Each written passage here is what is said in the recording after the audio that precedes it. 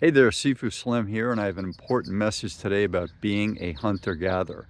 Now, hunter-gatherers occasionally cut themselves. How many people haven't cut themselves? It's always an issue. Every few years, every 10 years, somewhere along the way, we're going to cut ourselves. The foot and the hand are very common places to cut ourselves. And if you fall off a bike, the knees, the elbow, the shoulders, the head, the face, all these things. Let's talk about the cut that I made last night with a knife, using a cutting board, doing everything properly. It was just a tough thing to cut, and I pressed a little bit too hard, and there you are. Happens very quickly, as you know. So I watched lots of videos last night and this morning, and now I'm going to share with you my rendition of the hunter-gatherer cut repair. So first thing that I did was I looked at the wound and I saw the size of it. So it wasn't that drastic. There was about, I would say, a quarter teaspoon of blood that came out. And so what that blood did was it pushed anything that I pushed in with the knife out, because the knife was clean, the knife was sharp, and there was no debris. It wasn't a dirty cut. It was just a cut with a knife. And so the knife did its thing, stainless steel, into my skin with a good amount of pressure, but it didn't go extremely deep. So you already know from watching my videos that I am a health and wellness practitioner. Been at that since I was a little guy. It's one of my default settings. Learn about health, mind, body, and spirit, maintenance, always working on gut health, physiological health, mental health, all of these things. Putting back, sharing videos, sharing messages, mind, body, and spirit, really important. So this is for you types of people, the people who take care of themselves and the people who are in good health. Okay, I'm not on any medication, no blood thinners, good gut health, good physicality, good sleep, low stress, everything's going well. So this is how I treated the functioning, efficient, thriving hunter-gatherer that I currently am. So I'm going to show you what I did. So the first thing was no washing. Okay, there was no debris. There was nothing to get out of that cut, so that it didn't do any washing. No hydrogen peroxide, no alcohol, nothing that's going to burn anything. The blood has lots of good, natural, fighting organisms, and they're going to throw out anything that I don't want in there, and they bled it out, and there we have it. So that's the first thing. Next thing I want to do is I want to stop the blood. So with some Scotch tape and some paper towels, I made a compression dressing, and this is pretty solid.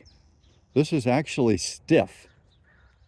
Okay, it's not just flimsy paper towel. This is a pretty darn stiff thing. You can see the blood on the inside, so not a whole lot of blood. And I got this on within the first 2 minutes of the cut, got the compression on there, and the bleeding stopped. So that's the first thing I did. Got that bleeding stopped, and I put this on there, and I didn't tape up all over the place because I want to keep this thing getting some air on it. I don't want to keep it moist. Now, there are different philosophies on moist healing, dry healing, etc. I'm going to tell you that this blood that's dried on there, and it looks moist, it looks shimmery, okay, that to me is providing moisture. So, and I see no streaks down my arm this morning. Now, first thing, keep from having more impact, more friction against your finger. So I slept all night. This thing actually popped off, and no leaking throughout the night. Hydration. I right away put hydration into my body. So there's the water right there. I also added some Vata digestive tea, which has got all kinds of ingredients. Peppermint leaves, all organic.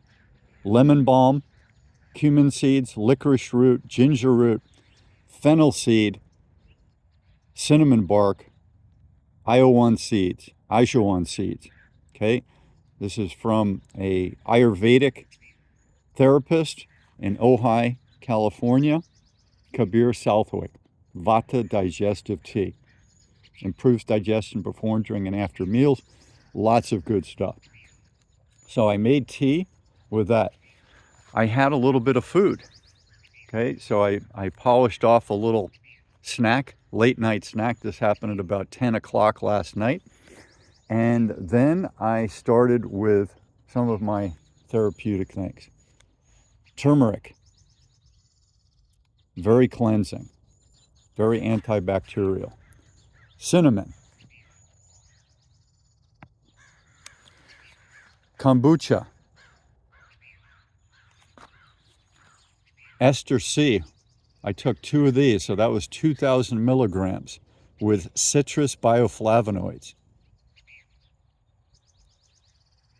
Zinc. I took 5 milligrams of zinc in this contraption. This is from Sankt Bernard, a German vitamin company. Zinc 10 milligrams, but I broke in half, so that was 5. I took a vitamin D3. Even though the last 2 days I've gotten a good amount of sun, I said I'm going to take another 5,000 international units of vitamin D. I had some iodine out of the dropper here with kelp from Whole Foods. I had 2 of these omega-3s. Can't read the bottle, but I had 2 of those. Oregano oil, which is really strong stuff. This is a hot oil. Make sure you have food in your stomach before you take any of these. And there's vitamin E, 400 international units. That's what I took. And again, to make the compression dressing, paper towel, tightly wrapped with just a little bit of Scotch tape. And I did that all by my lonesome. And success. So I still have the blood on there, keeping it moist. And I'm going to I was supposed to go surfing today down in Ventura, California. But I said, no, I don't want to get this thing wet. And even though salt water is good for certain things, I don't want to get this thing wet. I don't want to have more trauma on it, because when I put the gloves on, the ocean's 57 degrees right now. The Pacific Ocean's very cold in May of 2023.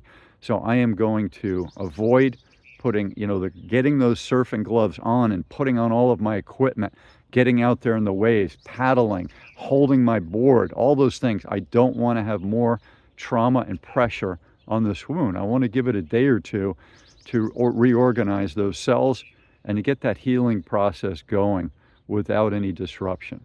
So that's the hunter-gatherer way that I am doing for myself. You have to use your own experience.